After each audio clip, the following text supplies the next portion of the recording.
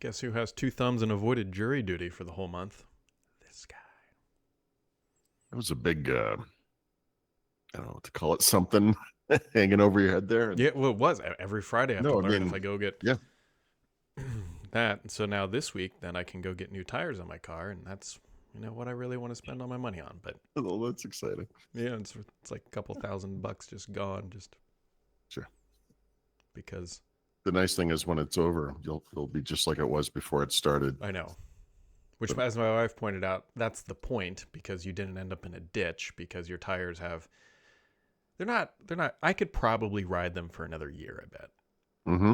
Because they've got a little tread left on there. They got a little tread. A little tread. Like I can actually see the wear indicators because the tires have them like in between the tread grooves. Like there's these little studs in there that will make it loud and annoying. And every once in a while, if my tire pressure is just a little low, I'll hear them. Yeah. So I can just keep those babies pumped up and right. But then it's like this is one area, like everything I've learned about Pennsylvania since being there for whatever number of years indicates to me that the state doesn't give a shit about anything. The one thing they really care about, and this doesn't make any sense compared to Massachusetts, is the tread depth. Like when you get your car inspected every year, they bring out this little thing, and if it's like a millimeter off, they're like, "No, you need new tires." Like these things are like a year and a half old, but this is the one thing they're super strict about. It's very strange. Yeah. Everything else, it's like, whatever. Yep. If it didn't snow here, I would probably wait, but it's like, yeah. The thing is, they are 5 years old, now officially 5 years old, and I got like 52,000 miles out of them. That's pretty good for tires. So, okay, I'll take it. You probably never experienced this like I did, but like when I was a kid, tires would go flat like all the time. Like it's a huge problem all the time. Mm-hmm.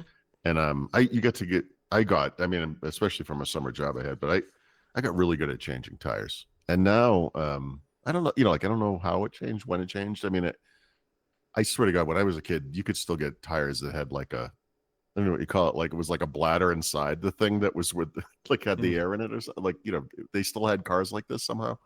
But, I know we have no flat dry flat tires and stuff like that. But, it just seems like tires don't get flat as much as they used to. Like not even we close. Say that unless you're my daughter, by the way, she somehow manages to figure that out. But thanks for putting that out in the universe, by the way. Well, I mean, I don't think a week goes by where it isn't some Kelly Carr thing. Something North Carolina, something fall off a car, hit her car. I don't know. Unbelievable. Anyways, Halo 5 Campaign Evolved, which credit to them, that's a creative title for what they've done. I will 10 out of 10 credit for explain to the people who don't understand. So the original was called Combat Evolved, and they are remaking it again, I think for the third time. However, this remake is like a bigger remake because they're actually adding like I think 3 missions. Well, they're changing the engine. I mean, one thing they're going to Unreal 5, and then they're also going to PlayStation. So. Right. I'm actually, I will probably play this. I think I will play this because. So I will too, but the thing I didn't see until after the announcement was before the announcement, there was a rumor that Halo Studios or whatever they're called now was going to announce a kind of like pervasive online experience for Halo that was sort of like Warzone, but without having a battle royale mode. So really like sort of like the deathmatch modes of whatever games, Call of Duty, whatever.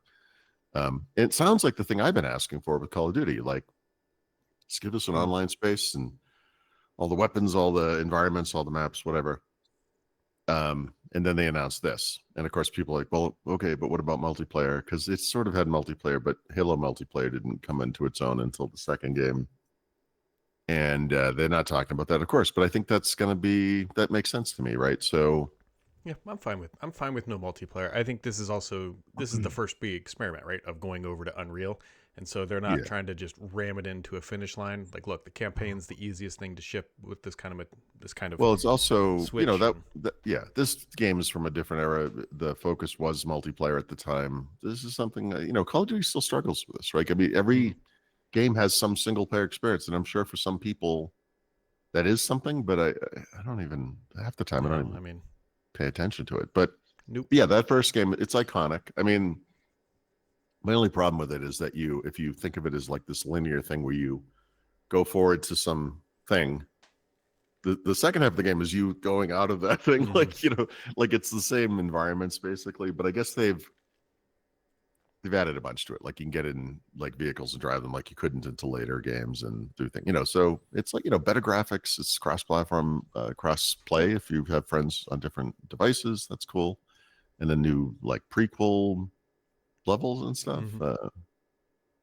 It seems respectful. Like everything I've seen about it so far has been like, respectful. I think the only thing that matters really realistically at the end of the day is how does it feel, which is such a weird thing to say, but like Halo had that kind of, it was almost by modern standards a slow feel, like but yes, how is it going to feel like Halo? I'm sure it probably will. Well, there's that Halo always did that one thing really well, which was like the surging music when something was happening. It's like bum, bum, bum, bum, bum, bum, like as things happen, like it it's hard to do in a video game because the player could be like, yeah, I'm done walking around or whatever, but I always thought that was pretty good. Like, and that's, I talk about this a lot, but the first 3 Halo games in particular, I played multiple times, but I bet none so many as the first one. I bet I've played that thing through a dozen or more times. I mean, kind of like Gears of War is like that a little bit too. Not quite as many times, but it's almost too familiar, It's like, oh yeah, I've done this a million times. I'm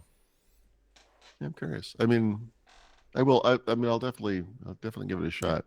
I wish we knew a little more about the schedule, like 2026. 2026. So that could be anything. That could be next, Chris. The following holiday season. It could be January. Shooting from the hip, never stop me pass, including a Battlefield, even though it doesn't work usually. Yep. I bet we see it earlier rather than later, just because they already they had like people playing hands-on, like they clearly are pretty far along with this. Yeah, that might be the certain parts are just really well done right now, and some aren't quite there. I don't know. I hope you're right. The sooner the better. Yep.